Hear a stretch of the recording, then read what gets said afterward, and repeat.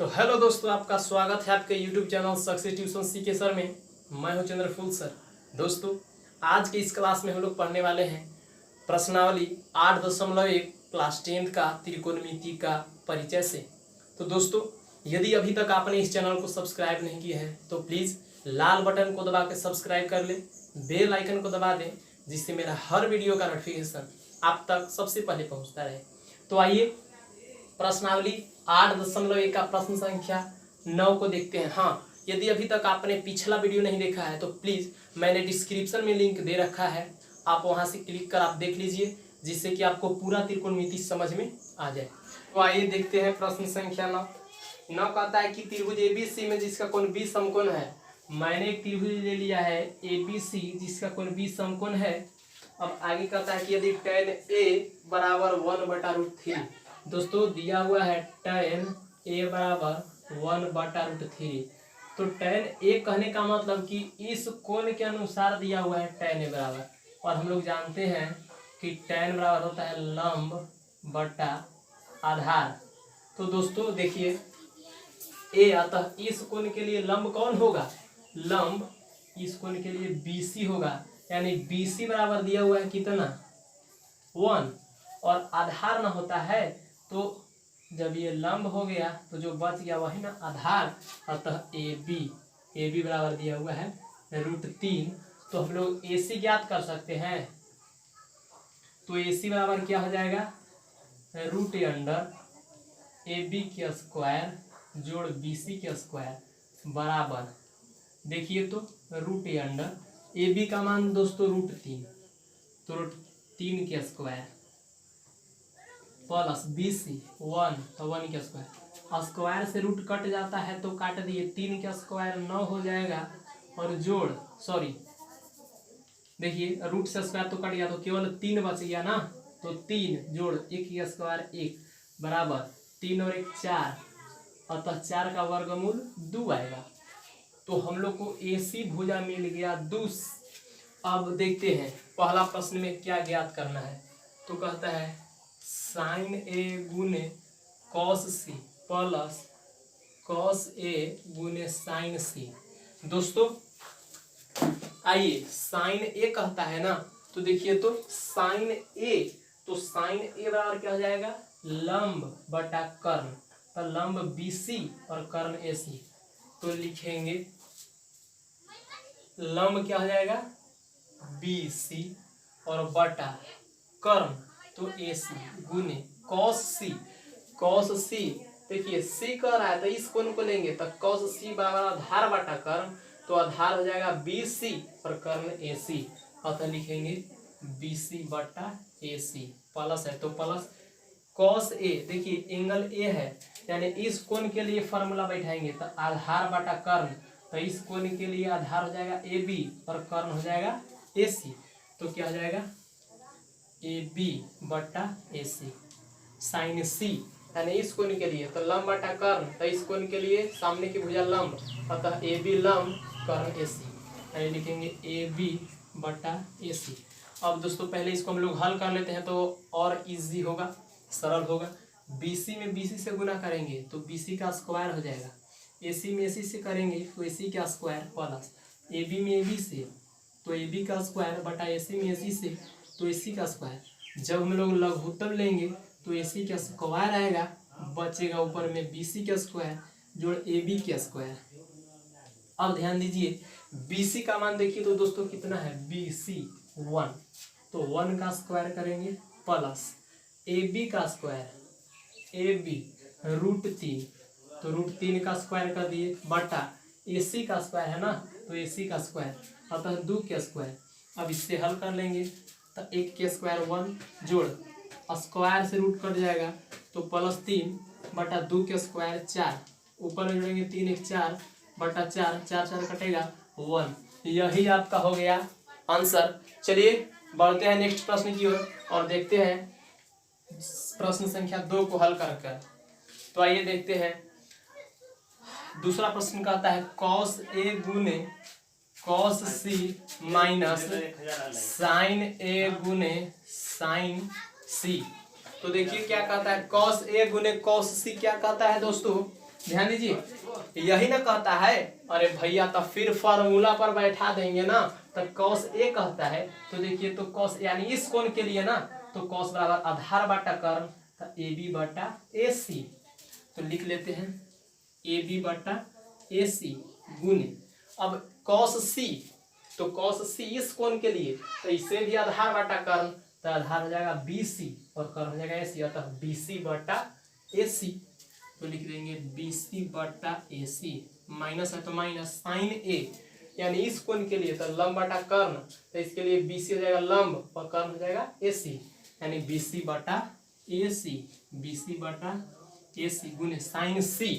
तो साइन सी इस कोण के लिए, तो लंब बटा कर्ण, तो इस कोण के सामने की भुजा लंब, अतः ए बी लंब कर्ण ए सी, यानी लिखेंगे ए बी बटा ए सी। देखिए दोस्तों, ए बी और बी सी यानी हम लोग गुना करेंगे, तो ए बी गुने बी सी बटा नीचे हो जाएगा ए सी का स्क्वायर, माइनस ऊपर में भी हो जाएगा ए बी गुने बी सी बटा नीचे हो जाएगा ए सी का स्क्वायर, होगा ना। तो देखिए तो ए बी गुने बी सी बटा ए सी का स्क्वायर, अब घटा ए बी गुने बी सी बटा ए सी का स्क्वायर कट जाएगा, अतः 1 घटा 1 बराबर 0। दोस्तों इसमें मान बैठाने की जरूरत नहीं है, ये खुद कट गया, यही आपका आंसर हो गया। मैं उम्मीद करता हूं कि आप लोग के समझ में आ रहा होगा। तो चलिए बढ़ते हैं नेक्स्ट प्रश्न की ओर, देखते हैं नेक्स्ट प्रश्न क्या कहता है दोस्तों। चलिए दोस्तों अब देखते हैं प्रश्न संख्या 10। प्रश्न संख्या 10 कहता है कि त्रिभुज पी क्यू आर में जिसका कोण क्यू समकोण है। हाँ, एक त्रिभुज पार लेंगे दोस्तों, एक त्रिभुज बना लेंगे। देखिए कहता है एक त्रिभुज पी क्यू आर में, पी क्यू आर में कोण क्यू समकोण है। तो कोण क्यू समकोण है, पहले कोण क्यू समकोण कर लिया और पी और एक दीजिए आर, पी क्यू आर में कोण क्यू जो है समकोण है, तथा P R plus Q are बराबर 25, P R plus Q are बराबर 25 सेंटीमीटर दिया हुआ है आपका। अब कहता है कि पी क्यू बराबर 5 सेंटीमीटर और पी क्यू बराबर 5 सेंटीमीटर है।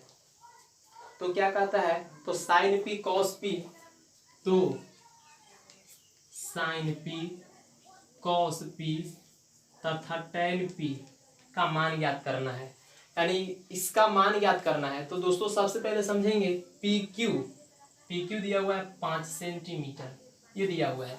तो आइए देखते हैं प्रश्न से क्या कहता है इसे। तो देख रहे हैं कि आर क्यू पी एक समकोण त्रिभुज है, चूंकि लिखेंगे आर क्यू पी एक समकोण त्रिभुज है, इसलिए पाइथागोरस प्रमेय से क्या हो जाएगा, पी आर के स्क्वायर बराबर, यानी पी आर के स्क्वायर बराबर आर क्यू का स्क्वायर जोड़ क्यू पी का स्क्वायर, लिखेंगे पाइथागोरस प्रमेय से। देखिए आपको ये दिया हुआ था, है ना। देखिए तो दोस्तों क्या दिया हुआ था आपको, यही ना, P R plus Q are बराबर 25 सेंटीमीटर। ठीक है, तो हम लोग यहाँ से पी आर का वैल्यू प्राप्त कर लेंगे।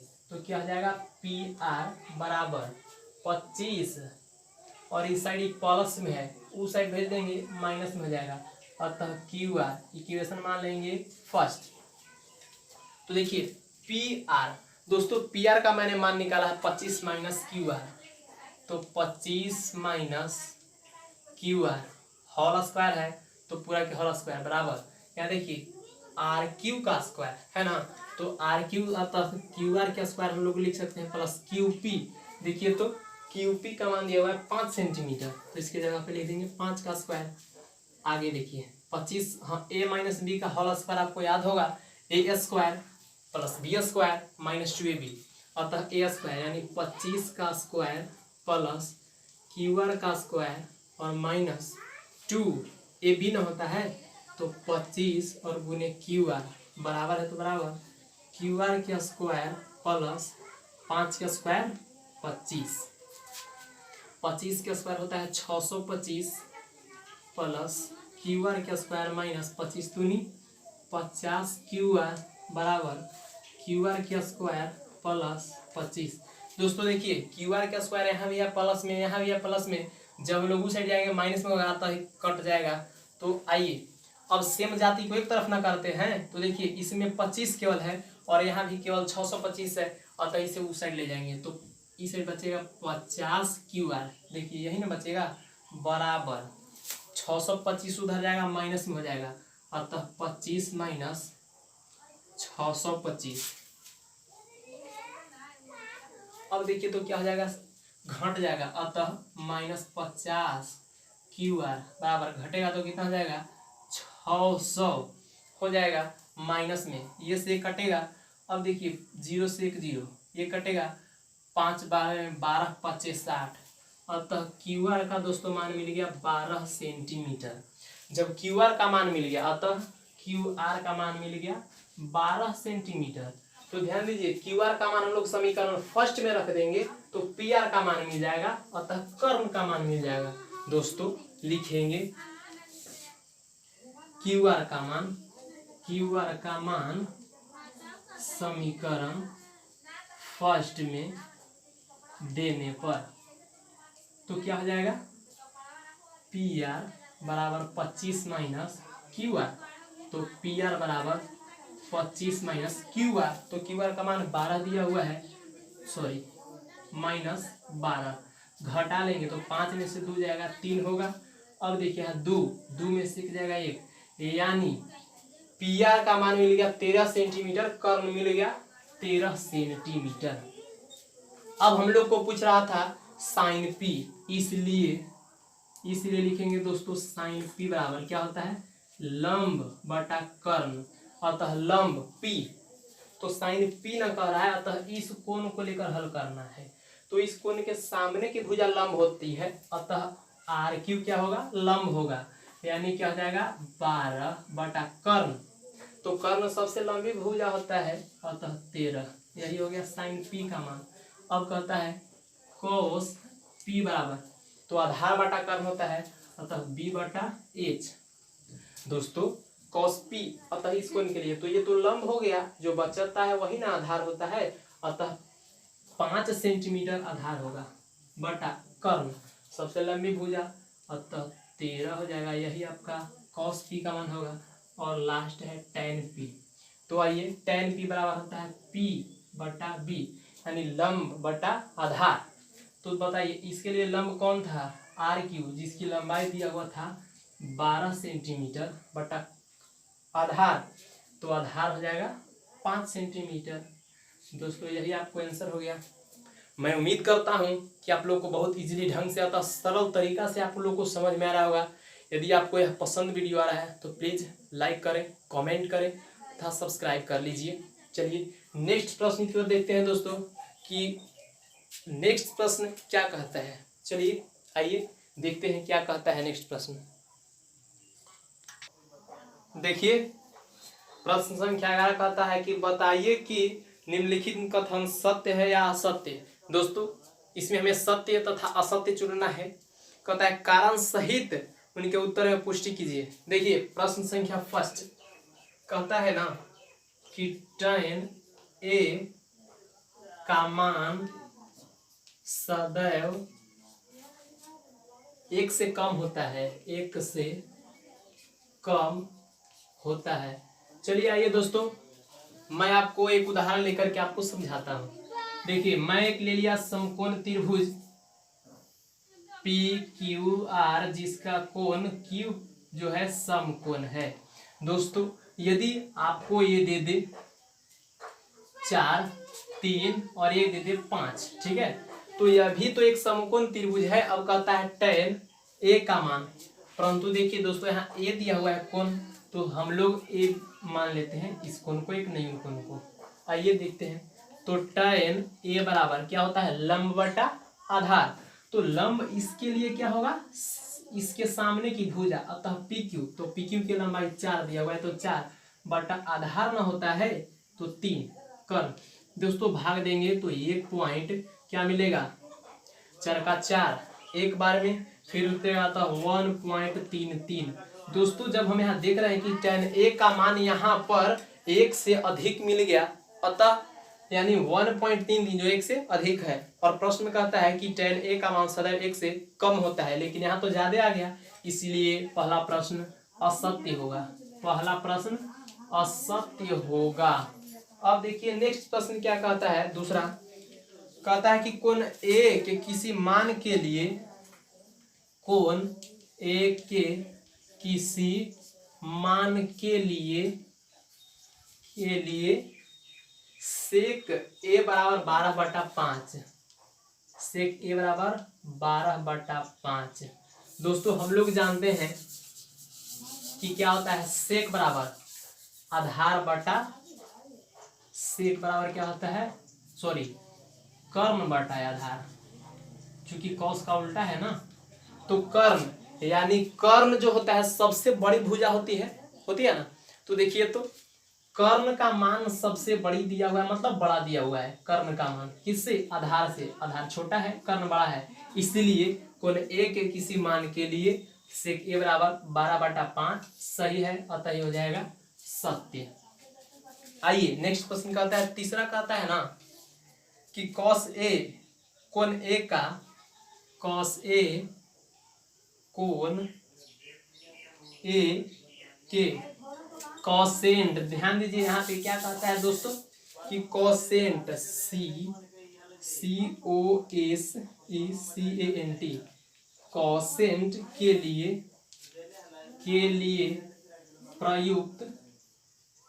प्रयुक्त एक संक्षिप्त रूप है। दोस्तों मैं आपको बता दूं, यह जो है कॉस एंट का नहीं, यानी कॉस जो है से कोसाइन का संक्षिप्त रूप कॉस ए है, यानी कोसाइन का संक्षिप्त रूप कॉस ए है, नहीं कि कोसेक एंट का संक्षिप्त रूप कॉस ए है। इसलिए यानी कोसाइन का जो है, कोसाइन का संक्षिप्त रूप कॉस ए है, इसीलिए यह जो दिया हुआ है दूसरा है, तीसरा क्वेश्चन, सॉरी तीसरा, यह असत्य हो जाएगा, अतः गलत हो जाएगा, असत्य हो जाएगा। चलिए आइए देखते हैं चौथा प्रश्न क्या कहता है। चौथा प्रश्न कहता है कि कॉट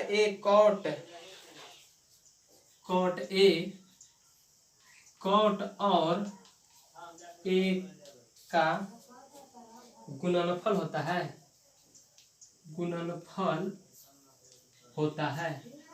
दोस्तों ये तो ऐसे ही असत्य हो गया, क्यों, क्योंकि ध्यान दीजिए कहता है कि कॉट ए जो है, कॉट ए से कॉट और ए का गुणनफल है, तो कैसे होगा भाई, क्योंकि गुणनफल में हम लोग क्या करते हैं, आगे भी लिख सकते हैं पीछे भी लिख सकते हैं, परंतु ध्यान दीजिए कॉट अगर ए का गुणनफल होता तो हम लोग इसको इस तरह से भी लिख सकते थे, ए को आगे और कॉट को आगे, सॉरी ए को आगे और कॉट को पीछे, तो ये तो गलत हो गया। यही कारण है कि कॉट जो है और ए का गुणनफल कॉट ए नहीं है, अतः यह असत्य हो जाएगा। क्योंकि जिस प्रकार से हम लोग 3 × 4 लिख सकते हैं तो 4 × 3, क्यों, क्योंकि इसका एक गुणनफल है, देखिए आगे पीछे लिख सकते हैं, लेकिन यही दिया हुआ है कॉट गुने ए बराबर ए गुने कॉट, ये गलत है, अतः गुणनफल नहीं हो सकता है, यह गलत है। इसीलिए कह सकते हैं कि कॉट और ए का गुणनफल ये कॉट ए नहीं होता है, अतः ये हो जाएगा असत्य। आइए अब कहता है किसी भी कोण थीटा के लिए, ध्यान दीजिए लास्ट प्रश्न जो है, किसी भी कोण थीटा के लिए साइन थीटा बराबर 4/3। तो दोस्तों हम लोग जानते हैं कि साइन थीटा बराबर होता है लंब बटा कर्ण, क्या होता है, लंब बटा कर्ण। तो यहाँ पर देख रहे हैं कि लंब जो है अधिक है किससे, कर्ण से, और हम लोग जानते हैं कि समकोण त्रिभुज में सबसे लंबी भुजा कर्ण होती है, और कर्ण का मान यहाँ पे छोटा दे दिया है और लंब का मान ही बड़ा दे दिया है, इसीलिए यह असत्य है, अतः यह गलत है। तो 5वां असत्य है। तो चलिए दोस्तों त्रिकोणमिति का फर्स्ट एक्सरसाइज समाप्त हुआ। तो आज के लिए बस इतना है, फिर मिलते हैं नेक्स्ट वीडियो में। जय हिंद, वंदे मातरम।